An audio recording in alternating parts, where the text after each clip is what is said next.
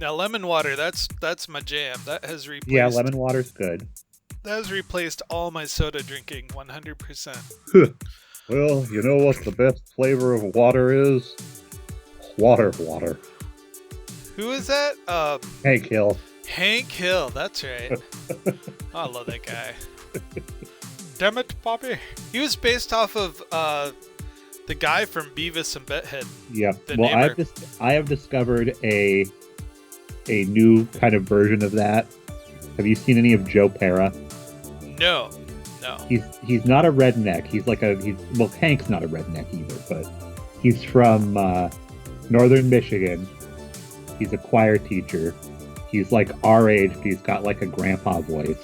And he just does this kind of Mr. Rogers-y show where he talks to the audience about stuff that he's interested in. But it's like a scripted comedy. It's just very, very wholesome. Kind of like where I went down to the auto parts store to see what type of wide-angle mirrors I could find to check my blind spot. Did I want the circled ones, or did I want the ones to fit the profile of my mirror? Like, here I am at the grocery store, and anytime I want to buy something, I ask myself 3 questions. Do I want this? Will I eat it? And can I afford it? And then I'll hold it up and go, yes. No. Yes. This is the kind of guy where no to one of those questions. He'll probably use the timed silence to amplify effect, I'm sure. Yep. Them boys are whacking in my camper. But he's not. It's not. Well, no, the first episode actually was animated, but the rest of them have been live action because he's kind of like Pee Wee Herman at the start of his career, where he is that character everywhere that he goes. Okay. He's going on talk shows as him and stuff. All right. Well, let's get this show on the road. Did you want to bring it in? You bring it in. Okay.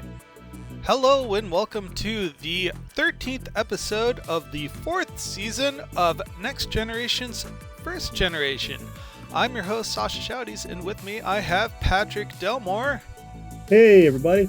Woo! And today we are watching The Devil's Due. This is kind of like where religion meets science head on, doesn't it? Kind of. It's more to do with how to spot a con artist. And it could be in a religious sense, or I think because the word devil is used, it seems religious. But this is the same as like a spiritual medium bilking somebody out of money, or anybody that's a shyster. Ooh, okay, cool. So all of a sudden I'm thinking televangelist meets snake oil salesman. Yeah. That's okay. What we have in this. And then with flash powder. Yep. Okay, so if you are unaware, queue up your viewing device. We're going to give you a countdown to sync up, and then we'll start talking about the show. So, are you ready? 5, 4, 3, 2, and 1. So Patrick Stewart loves A Christmas Carol, apparently, or Captain Picard loves it. Because this is one of the few times that Christmas is referenced in Star Trek, with Data acting out him and Marley's ghost. Data is Scrooge, and I don't know who's playing Marley's ghost. But it sets up the conflict of this episode. Why do you doubt your senses? What could happen that would make you believe something that wasn't real? But it's also Picard is trying to teach Data humanity by having him be Scrooge, which is interesting because it's a story of change. It's a story of being one thing and being reborn into another, which is what Data wants. He does want to go through a metamorphosis that he has to work on, which Scrooge did. Your performance skills really are improving. Yeah, and this comes down to that, like you said, Data's quest to become more human without actually becoming flesh and bone. And Q kind of teases Picard about escorting, or not escorting, kind of helping Data, Picard helping Data through his endeavors to become more human. Like, oh, well, that's not really the big picture, but here it is. We're developing an individual. Data's truly learning to be himself, and he's trying to gain an identity, and he does this through literature. Mm-hmm. That Captain Picard is choosing for him. Now, we see Picard act as well in a few Shakespeare holodeck programs. I can't remember if Data's along for the ride on those as well. He was in the last one that we saw. Was with the I want to say it was King Henry V with the king in disguise. I absolutely love it when people are walking down the hallway when they're not in their uniform. I mean, you could always like, someone just came off the holodeck. Yeah. Or how funny would it be if that was Data's off-duty outfit? I mean, why not? Well, it certainly is the kind of stuff that he wears in All Good Things. Mm-hmm. He's in a study very much like Sherlock Holmes's, and has got a jacket on like that. Which is funny because I can actually see his creator wearing that outfit, just walking around in the old man garb. Oh yeah. All right, so we are into the main plot. What's going on here? Something's happening on Ventex. Oh, it's the survey team. They're having big problems. You really don't want to take Ventex because it gives you mass hallucinations. Dr. Clark, we're barely able to maintain communication with you. So now go ahead, Sasha. So I'm going to make an observation here that didn't make sense to me at the time. And it's that you have a non-Federation world with a Federation research team hanging out, I guess kind of coexisting, I guess. And so they've got to evacuate these people who seem to be held hostage by rioters who think Armageddon is coming. Yep. So what we find ourselves is that Picard has to negotiate for the freedom of these hostages without interfering with the Prime Directive. And what I never understood was, even if a third party is involved, should he have even stepped in? Space is the big question. Frontier. Yes, this is a warp capable society. The only thing is they're not members of the Federation.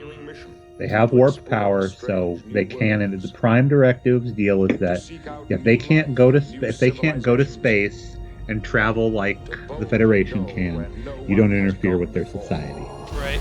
Oh, I remember now why they get involved. So they bring up the Prime Directive, but somehow, since the Enterprise is in orbit, it's considered property of the deal. So basically, the con artist got greedy. But I'm getting way ahead of myself. So this episode came out in February 4th, 1991. And we were kind of saying earlier that this probably was meant to air around Christmas time, is what you were suggesting? Yeah, because it has that Christmas scene in it. Mm-hmm. So this, interestingly enough, was an old Star Trek Phase 2 pitch. That makes sense. Absolutely makes sense. Because it feels like an original series episode, honestly. It feels like Spock would set out to prove why this person was not the devil, and they would have it's a problem in the box kind of episode. Yep. You say? And it's all to do with logically this is impossible. Now they have to mention that Q exists and can do all the stuff this person does. There are omnipotent beings, but they just on instinct know that I can't think of what the woman's name who ends up being the baddie, Mentek or Mentok, that she's not omnipotent, that she's a smoke and mirror show. Mm-hmm. Smoke show, if you will. So they first started looking at the script right around August of 1989, and it did not let's see, the final draft was in November 1990, and then it finally made it out in 1991. So this, they've had this script in the can for a really long time. At least they do now. And it feels like it. You can tell. But what's interesting is because this isn't one of the more popular episodes. So my watch of it today was probably only the second or third time I've ever seen it. And I didn't remember what the twist turned out to be. I knew that Picard was right and it was a smoke show, but I didn't remember what the person was actually doing. And, kudos, any story that has enough story that you get wrapped up in the story and can forget what the solution to the mystery is the next time you watch it. Like even things like The Sixth Sense, you're never going to forget what the twist of The Sixth Sense is. It's a good movie. You can watch it again and again. But this, like, the twist could slip out of your head and you could go back and it's almost a new show. Until what, Doctor? It's hard to believe. So these people are an agrarian society, but they have, they still adhere to rules and laws that they wrote 1,000 years ago. Basically superstitions, don't laugh at the devil. Ardra is the name of their baddie. And Ardra is coming back, and that's the plot driver. We were talking a little bit off air earlier about how had this episode come later in this series, it could have easily been the Bajorans in Bajor. Mm-hmm. Obviously there'd be some plot mechanic problems with the Cardassians and whatnot, but the Bajorans were an agrarian society, highly religious. Swap out Pa Wraith with Ardra. These folks are convinced 100% that the deity is there and talking to them. No question. And the Bajorans, we've seen that in a couple of examples, and so I could see these guys doing the same thing too. The Ventaxians, I believe that they're called. Well, the big difference with the Bajorans, I think, is that their gods are a lot closer to being gods than what this Ardra is. Well, she's corporeal. Yeah, they are worshiping alien beings whose kind of existence is to monitor their planet. The prophets say we are of Bajor, and all of their prophecies and stuff have to kind of have to do with that. In this instance, this person Ardra is exploiting this planet. She learns some stuff about them. Just like if you go to see a palm reader or a psychic, you're sitting in the office talking to your friends. They can hear you on a speaker in their office, get an idea what you're there to talk about. That's pretty much what she did. She monitored the planet, put enough tricks together to make them think that she's she's this person. Now, it would have been interesting if Data had quizzed Ardra on these texts that he reads later on. Because I have a feeling that after Data reads those, he's the only person in the room that knows the exact wording. Oh my gosh, it'd be like debating someone either who really knows their Bible or really knows politics. It's like, it doesn't matter what you say. If you can't cite your source, it's an invalid argument. Yeah. Now, originally, and this is a pretty easy information to find, so it's not like I had a secret source, is that the original idea was a planet leader called Zolar, Zxolar. Interesting. He was concerned that Captain Kirk was an alien coming to destroy their world. So it was flipped. Sounds about right. So instead of a third party, here Picard is the devil. But that's not the case. This is a really crisp, nice first season set. Yep. I like it. There were some things about the first season that were absolutely terrible, but one thing I did like is that they didn't really skimp on their visiting planet sets. Yeah. The good example would be I actually really did like the set of what was that episode where Tasha Yar had to kill a princess or something like that in Death Combat? It was a super racist episode. Oh yeah, the jungle gym. Mm-hmm. But I mean, that was a really cool set. I loved it. It looked neat. Oh, and there she is in her Code of bodysuit. Honor is the name of the episode. Boy, Data was quick on his phaser, and Worf is just standing there. Now, my one thing here that they really didn't... They have to mention Q, but what they can't do, that I wish they had, is she's an awful lot like Oksana Troy and how she treats Picard and everything. Oh, yeah, and kind of the emasculating him publicly. Yeah. Yeah, the actress is called Marta Du Bois. I merely expect your end of our contract to be up. Oh, she passed away 2 years ago. May 8th, 2018. Oh, she's from Panama. Okay. Born in Capital Panama is also called Panama. Born in 1952. So, yeah, she does have some charisma to her while she's talking and walking. Good eye contact. She has the I think I'm charismatic thing like Oksana Troy has.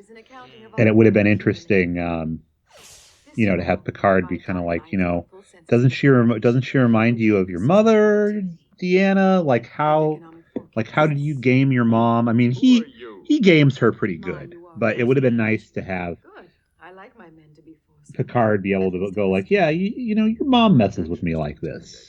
There you go. That's why I can hold up to this, because I have this crew member. Actually, good line from Deanna here.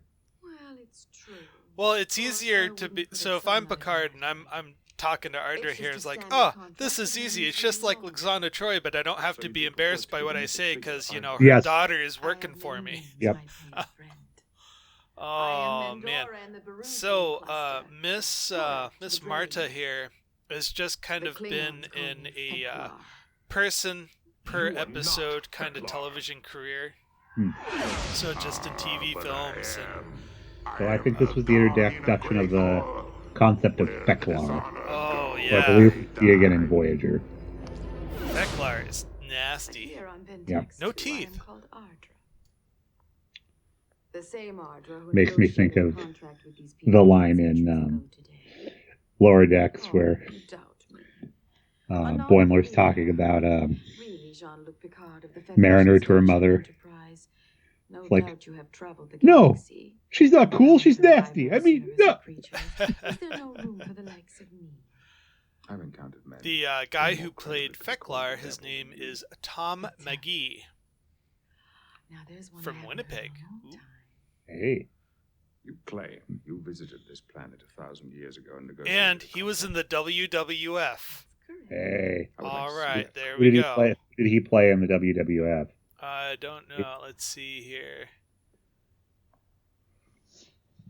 Yeah, no, it doesn't give the name of his character, unfortunately. Oh. Boy. Yeah, they just use his name. Well, that's a whole nother research project right there. But it's kind of nice to see a wrestler. Kind of like when The Rock first showed up on Voyager. Like, wait a minute. I know that guy. Yeah. The other one that they don't... This idea of 1,000 years of peace that this planet's supposed to have, which, again, Picard believes that humanity, for the most part, has, achieved peace and everything's all good. But they've had wars in living memory. Mm-hmm. They had the Cardassian War, which we just talked about in the episode before this. So one of the arguments that he could use and doesn't use is like, I find it hard to believe that a society has been completely at peace for 1,000 years. That nothing bad has happened. That would have been how I broke the contract with her. Mm-hmm. You would have just looked for one skirmish and say, hey, yeah, wait a minute. one skirmish or one horrible accident or one time somebody didn't trust somebody else and a third party died because of it. Thank goodness. This contract of 1,000 years of peace reminds me of an economic tool that was used not too long ago. There was a country, I have to look it up and get the name, but the country was suffering from rampant inflation. The currency was unstable, so if you went to get a loaf of bread, the price of that bread would change from the back of the store to by the time you got to the cash register. And it was frustrating everybody because they couldn't pick a currency. So what they ended up doing was they created a fake currency in order to give some stability. So this new currency was used just to compare the changing prices too, and that finally got everybody to realign to get their economy back in shape. But the point I'm trying to make is that it was a completely imaginary concept, so everyone could get on board with a single objective. And that's exactly what this planet did. Was our world is falling apart, it's chaotic, we're killing each other. Hey, let's introduce the devil, who guarantees 1,000 years of peace, so we can live peacefully, but in fear, more or less, in order to keep things in line. Or anything else for that matter. The best magicians will never let you see what's up Oh, there we go. They're calling him out right now. Picard's just saying, I do not believe this person right off the bat. So we're pulling everybody's specialties. I think he asked Deanna if he could scan or read her mind. No, he couldn't. Worf's gonna do some scans. Looks like Geordi's gonna look into the tremors. I like this angle where they pull down and there she is sitting with her feet up on the bridge of the Enterprise. Oh yes, look at those pumps, man. Holy cow. Come, sit with You me. could kill someone with those heels. Either leave my bridge, or I will remove you by force. By force. Now, for her to pull this off would be pretty good, because that means nobody on the bridge had noticed that she showed up, because they're all looking at their station behind Right. Mr. Worf.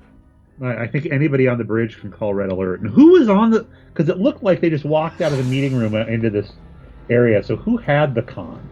Yeah, I don't think anybody. Well, I mean, if you're sitting in the captain's chair, nobody can see you except for the person at tactical. I was really And that's So- the other thing, is good for... Oh, sorry, go ahead. So if there's nobody at the tactical station, that means the folks at con aren't going to see you because they're looking forward, and the people at the workstations in the back are looking away from the bridge. So Ensign, put up the sheet. But good for Picard that he doesn't Yes, sir, Captain.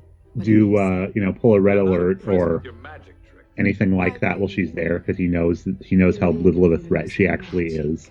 Which evidently you cannot see. But this is really cool. When I remember watching this as a kid, and I'm like, how in the world is she doing this? Like, I was fooled by the tricks. I was like, Yeah, this doesn't make any sense, because why are they not asking the ensign that replaces her where he was? right? Because when she seems to make Picard disappear, what she really does is just make it so they can't see him later on. Such speed. So he says, I can't explain what happened, because it's like to him, he was, still in the room, sitting there, and just saw everybody react to it. How wonderful and unexpected both. I'm surprised nobody's just tried to shoot her yet. Yes. When the Or- contract came to term. Well, Worf I did gave try to clear approach her, title to and the a planet. force field. Anything Yeah. on the surface, Caused in him the to air, bounce. or in orbit. Oh, there we go. So you see, So now she's making her the climb on the belongs to Enterprise. She me said, now well, as I get the planet, anything in the air, or in orbit. I'm afraid the contract could be interpreted in that And way. and Data just did a jerk move by saying, yeah, the contract could be interpreted Yeah, that what- way. It's like the most important. They need to know what was going on with that ensign. Right? Captain's Debrief log time. supplemental. Dude, where were you? Although I was in consider a this woman's room claim with upon my ship to be spiders an empty threat, coming out of my this nose, further man. inspired Big my bug room. determination to expose her for the fraud she is. Oh, there's a crystal in the background. Yep. That's We also nice. saw our best look at Livingston, his fish, that we probably ever saw throughout the whole series. Did we? I missed it. Yeah, it was when he was talking to the leader of the planet. I like the scroll noises on the laptop. Whoever came up with that audio trick is a genius. So it makes the prop feel like it's alive and actually functioning. You don't think about it. Audio engineering in television shows is really fascinating. They put all these little environmental noises just to make you unconsciously believe you are on a ship or somewhere else. You are there. It's actually funny. I watch a lot of Amazing Race, and whenever they go through Europe, I have to chuckle because cars don't honk like that, and trains don't toot like they do with the sound effects that they pipe in. And so I can kind of tease out all the fake environmental noises they put in a live recorded show just to kind of keep you paying attention to what's going on. Oh yeah, that used to always bug me when they show archival footage from before sound recording existed, and they would have sound put to it, like the sound, like a clickety clack sound of like wagons rolling by, and it's like no. Or a couple of guys just shoveling gravel and playing a recording of that. So what's sorry to interrupt you. What is the purpose of this conversation? It's pretty long. Indeed, sir. I think they're just trying to understand the contract and how to move forward. Oh no, they're talking about Scrooge. Yep. But it's like Scrooge is a bad example because in the world of the story, he wasn't being conned. That's what happened to him. Although they did have an episode of The Real Ghostbusters where they busted the Scrooge's ghosts and had to do everything with magic tricks. No! To make him repent. Yeah. Didn't I need to find that episode and watch it again. Didn't the DuckTales reboot have a Scrooge Nightmare Before Christmas time travel episode? Or yes, something indeed. Like that? It was a good one. With Jack McBayer is the voice of the Jiminy Cricket character. I want a bed of fake plants just like that. Look at that. Yeah. If he needs to tickle his nose or just scratch an itch, all he has to do is look to the left or right. What is this? Oh, this is where Picard's gonna get kidnapped. Yeah, he's in his super embarrassing pajamas. It's funny because when I was a kid, I thought, look at this old lady in sexy clothes. That's disgusting. Now we're both older than she is. I think we are. So she was born in 52, and this is 91. So she was, so she was 39 or 38 when they filmed this. Yeah. Man, I don't know. Just the two of us. 40-year-olds. There's some younger-looking 40-year-olds than that. I think it's her hair. It's her hair. Never liked that hairstyle. Give in to your desires. I wonder how actors and actresses feel about wearing scantily clad clothing. I don't think Patrick Stewart cares. I think he's playing. Picard obviously would not want to be seen in this, and this is her tell. She's right about Picard would be attracted to a woman in that getup. But she thinks he likes Troy. Oh. Yep. Oh. Now why would he suggest that? So this right here is what you think betrays Ardra. Yep. That she's got it wrong. So if she really were the devil, she'd know. Yep. I could give you a night that would light fire in your dreams until you die, and you would reject me. He's like, yep, she's just poking me. She doesn't know. Mm-hmm. You shall regret that. Again, a quick throat punch would solve all of this. Especially if she wants to be intimate with him. That means he can get close. Captain, I wasn't expecting. I just got beamed down to the planet in my underpants. Go ahead. Worf, Captain Picard is here. You'd better Good for Geordi for not laughing. The captain. Right? Geordi's got some stupid casual clothes too. We've seen him in. Well, with that visor, Geordi can see everything, so it's nothing he hasn't seen before. Functioning, Captain. Reminds me of his Patrick Stewart's appearance on Extras. But it's too late. I've seen everything. He's got. You can tell Stewart's wearing shorts there, but the proper way to wear those are. That's what James Bond wears to bed. Is what he's wearing to bed. Oh yeah. Not in the movies, but in the books. And it's just two pieces of material, front and back. He's just got it, folded around. You wear it properly, just kind of fold it around your body. It's like a sarong almost. But yeah, he had shorts on. Data brought him a uniform. They're going back to the ship. Yep. And then Ardra's going to make it look like the ship disappeared. That's the other big thing, is she has the ability to make it so they can't communicate with or find the ship on sensors, which Picard's going to mention later on that was something that he thought only the Romulans could do. But how many crummy carnival rides have you been on that have this style of, like, it's a spaceship adventure? Oh, right. Man, when I was 9 when this episode aired. When I was 9, I would have gone nuts for that. Oh yeah. Walking into a shuttlecraft at like the Pacific Science Center. Oh, for real. Well, they had those for a while. It was like a virtual roller coaster. It was a pod with about 9 seats in it and a display screen on the front. Yeah, but it didn't have a Star Trek thing in it. No, I rode that many times. You could pick the Blue Angels or. Hey, I think we found something here. Well, they're using science to find the things. Just about the time the Enterprise disappeared. To liven it up, we need Tilly to come in and say, "That's the power of math, people." Yep. And clap her hands. Man, I love that character so much. Tilly's a blast. Where they went with Discovery, they bring some real life personalities to otherwise a space drama. Yep. Whereas here, everybody's so professional. It's like they're playing too closely to their characters.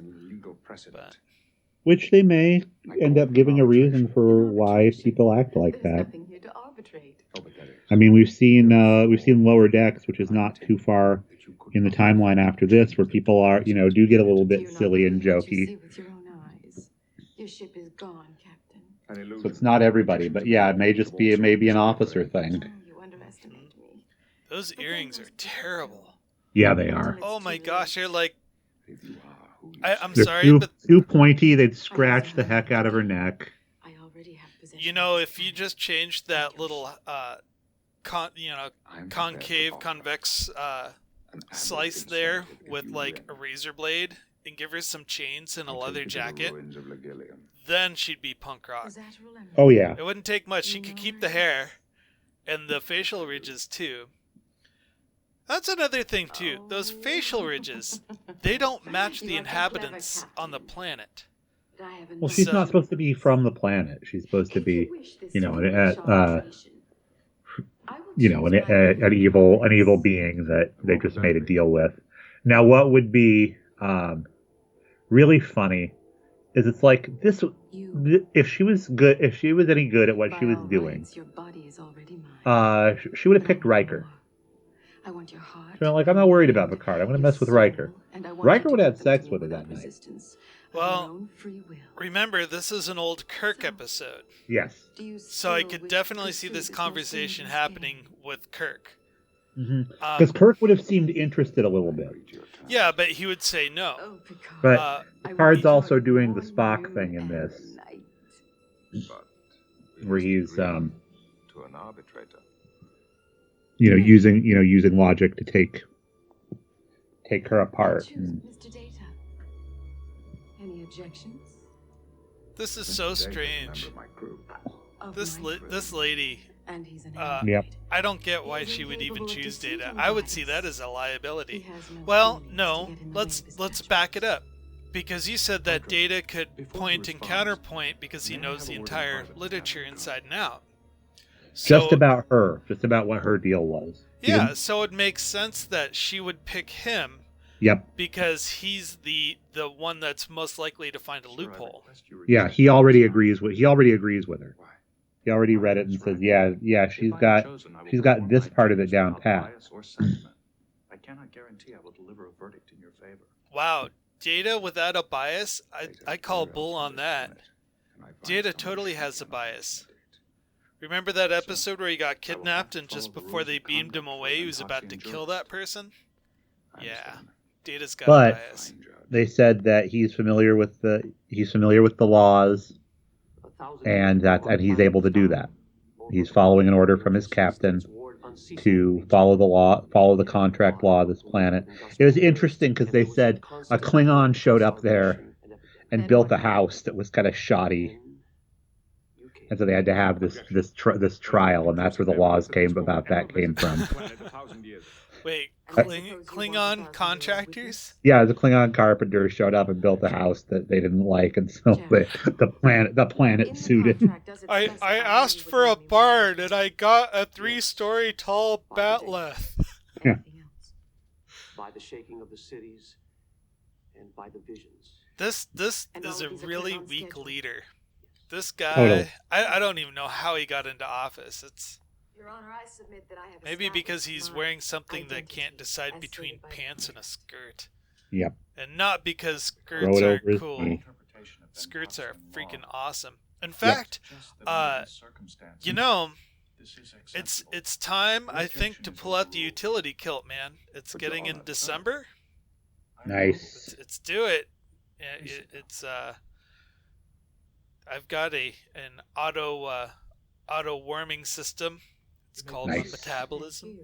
Yep. Do a little brisk jogging in a kilt. Yep. Now, when I first set foot on Ventax, So here we go. what did I offer your She people? is going to lay it all out.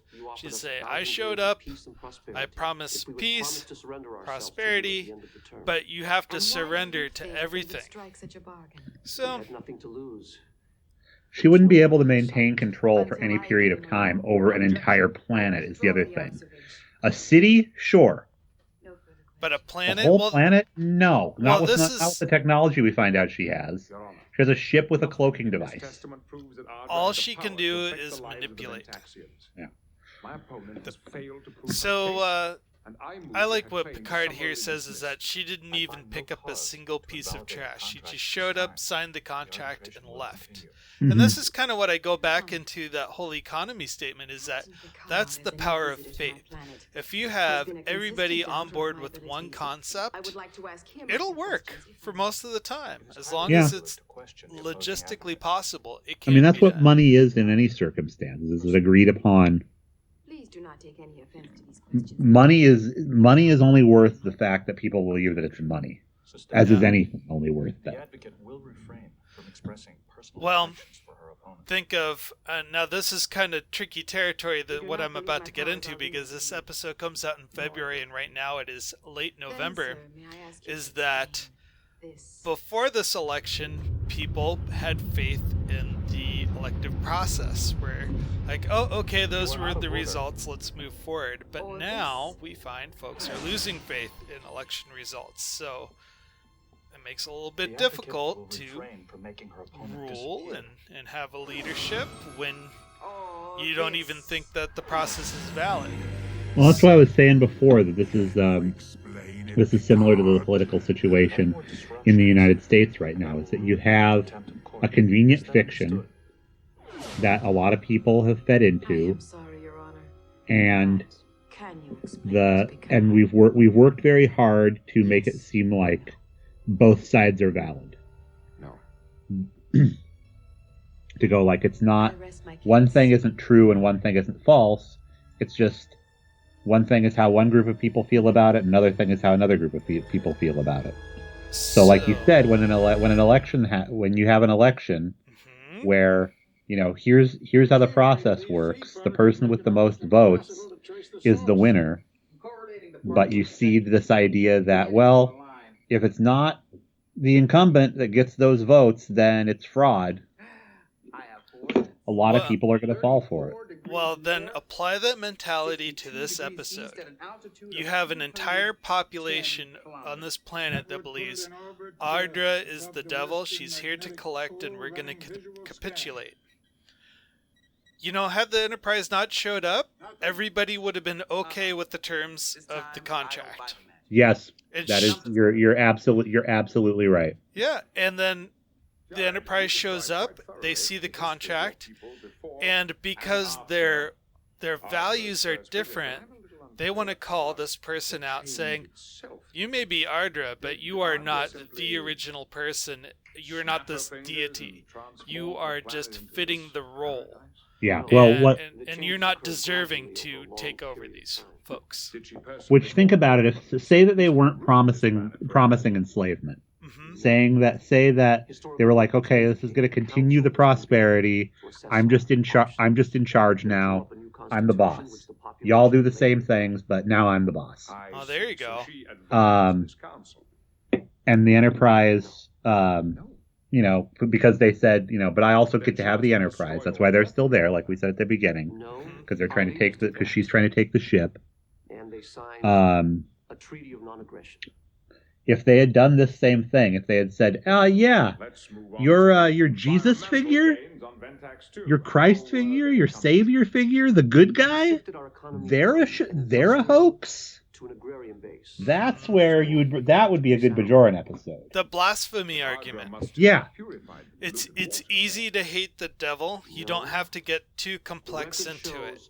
But if it was the good guy they're trying to disprove, honestly, Picard might have a murder on his hands. Someone might try to... Several murders. Yeah.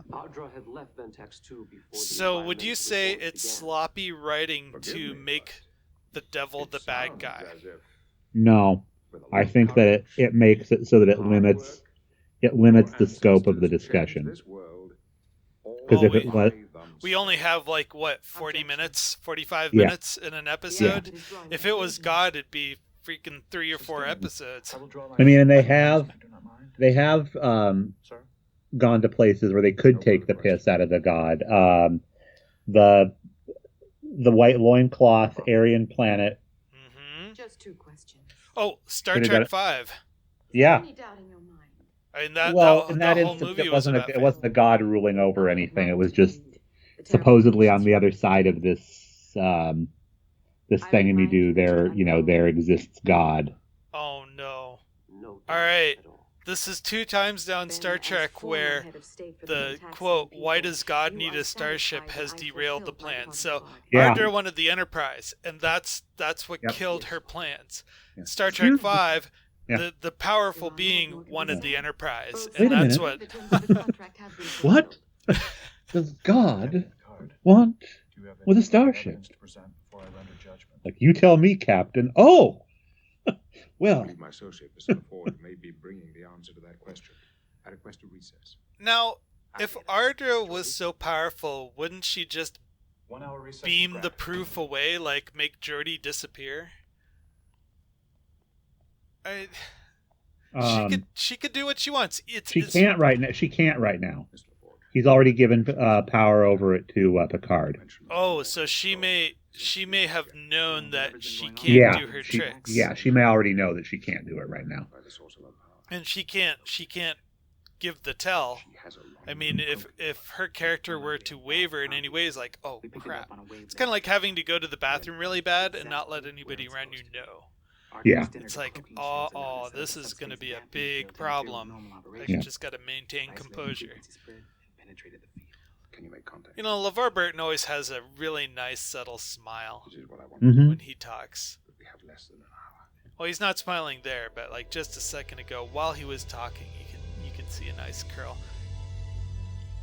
Gerard, you're a wise and I heard that they wanted to bring. There was I would say so. And all your senses what is it called when you a petition? There's a petition to get LeVar Burton to take over Jeopardy. Yeah, I don't think that's going to happen. No, you don't think? No powers whatsoever. I could see him doing Wheel of Fortune. Powers here. That's right, and you will again. Yeah, maybe. I don't see LeVar Burton as a game show host. No. Gerard, oh, yeah. Okay. I could see him doing something like Cosmos or.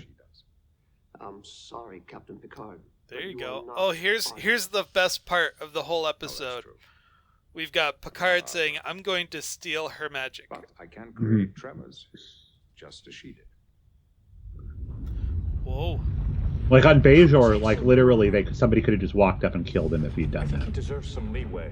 There have been so many religious murders on that freaking show. Yep. Of course. Audra, will you do the honors and stop the tremors? No, Oh, I like the Tremor. Something the matter? I like the tremors.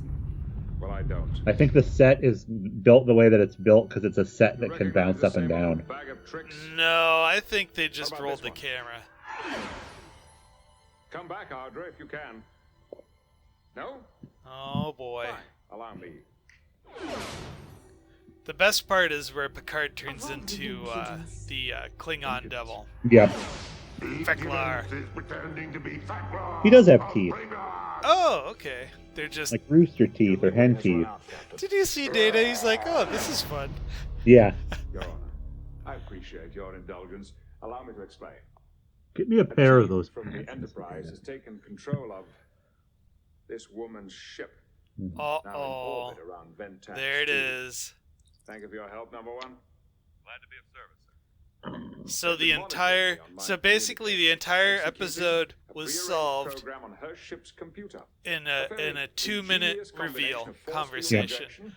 All of it was just kind of bluffing and... Yeah, now I can't explain how she did what she did with that ensign. Like right after we beamed her off the ship, and seconds later she was in one of our uniforms, and who in the hell knows where the ensign went? But whatever. Basically, she had Google Glass without the glass. Yeah.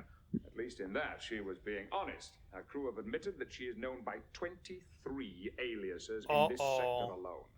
She's a well-known criminal. Yep. Petty schemes for You've been years. hit by, you've been struck by the smooth criminal. Remember the con artists in Voyager, where they were they had this woman trying to be Janeway? Yep. And a guy named Tuvok. Yeah.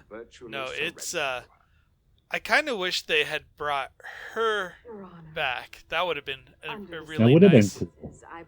I mean, same actress, different character, obviously. Yeah. From their obligation, and I will let them keep the peace they have. Oh, And quick, I will get the just blasphemy be on knives. I'll be on my way. We're not afraid of you anymore. Yeah, actually, saying that your Ardra is a killable offense. And that goes for you too, Captain.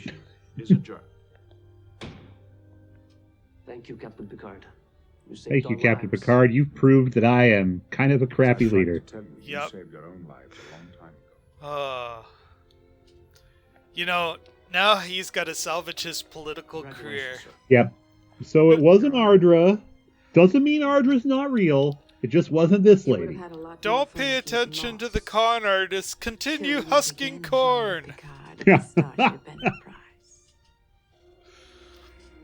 Oh, she is just gonna hurt. It would be funny if the village people just said, okay, now you need to go back to my house and fix the foundation. Move on to the next house. Repair that cracked window. That Riker couldn't get his leg over the back of one of those chairs.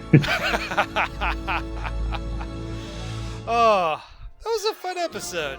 Yeah, I give it 3.5, 4 stars. Yeah. I would give it, I'm going to do Feklar impersonations. So I'm going to say about 4 out of 5 Feklars. 4 out of 5 Feklars. Yeah. Lar. It ages well. I always like a good con story, though the religious conversation was kind of a new realization. I had never really kind of picked up on that before. With Star Trek, the first time you see it, you're just kind of completely blown away because you're 8. And then you just kind of put it on in the background while it's playing, throughout college. And now we're finally coming back and looking at these episodes seriously. And, they could have done a better job with figuring out how she's doing this without just solving it in 2 minutes. That's a little lazy. Yeah. I would have actually loved to see the scene where they discover the ship and Worf beams a party of security guys on board. And oh, talks to yeah, some it would of have the been crew. great. Oh, yeah. They could have found the ship in the second act and then come up with a way on how to convince a society that does not want to be convinced. That would have been more interesting. It's like, we don't want to listen to what you have to say. She's the real deal. Yep. And then they would have the breach of the Prime Directive law. Obviously, our ship's not in danger, but we cannot give this person to you. They are manipulating you. We do not want billions of people to be ripped off by these 24 people, the Ardra and the 23 crew members. That would have been a really cool story, because then who's really the con artist? Is it Picard trying to con them out of the deal that they were conned into? I don't know. Anyway, I could confuse myself into circles about this, but it's exciting. Part of this makes me enjoy fan fiction so much is because definitely. You can shake out a lot of this stuff. All right. What's our next episode? I believe... Clues. Whoa. Like someone did it with a candlestick on the Irish planet? Oh, no. That's a different episode. All right. Well, we will see you guys again on February 11th. Thank you so much for listening along. And if we've got nothing else, I'm going to say have a wonderful day. Why am I interviewing you guys? So you're the guest. So Sasha, what is Star Trek Hi, Next Generation? I'm the guest. So Sasha, what is Star Trek Next Generation? Seek us out at Next Generation's First Generation at iTunes, Google Play, and YouTube. Music credits include Electric Car by Poddington Bear, Broke for Free, As Colorful as Ever, Star Song by Lee Rosevere, The Garden State by Audio Binger, Audio engineering by Sasha Shouties. Chief Meme Maker and episode cover credit goes to Matthew Kirschner. Logo and graphic art design credit goes to David Clawwitter. And special thanks to Patrick Delmore for working with other podcasts to make sure the good word gets out. If you'd like to email the show, you can email us at nextgenfirstgenpod@gmail.com. I've been Patrick Delmore. And this is Sasha Shouties. Thank you very much for listening, and have a wonderful day. Good night.